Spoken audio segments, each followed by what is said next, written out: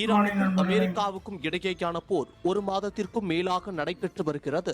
Iran தொடர்ந்து பதிலடி கொடுத்து வருவதால் போர் முடிவுக்கு வருவதில் சிக்கல் ஏற்பட்டுள்ளது. அமெரிக்கா மற்றும் இஸ்ரேல் படைகள் ஈரானுக்கு வாழ்வாதாரம் அளிக்கும் இடங்கள் மற்றும் முக்கிய தலைவர்கள் மீது கை வைத்ததால் மத்திய கிழக்கு நாடுகளில் உள்ள அமெரிக்காவைச் சேர்ந்த நிறுவனங்கள் மீது தாக்குதல் நடத்தப்படும் என ஈரான் எச்சரித்தது. மேலும் சில நிறுவனங்களை பட்டியலிட்டு அங்கு பணியாற்றுவோர் மற்றும் அதன் அருகே வசிப்போர் அந்த நிறுவனங்களை விட்டு 1 கிலோமீட்டர் தொலைவில் இருக்க வேண்டும் என்று ஈரான் கூறியிருந்தது. ஈரானின் இந்த தாக்குதல் பட்டியலில் அமெரிக்காவின் Apple, Google, Meta, Intel, Microsoft, Oracle, Tesla, Nvidia உட்பட 15க்கும் அதிகமான நிறுவனங்கள் உள்ளன.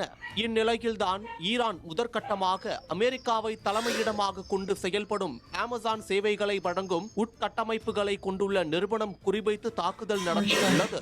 அதாவது மத்திய கிழக்கு நாடான பஹ்ரைனின் ஹமாலா பகுதியில்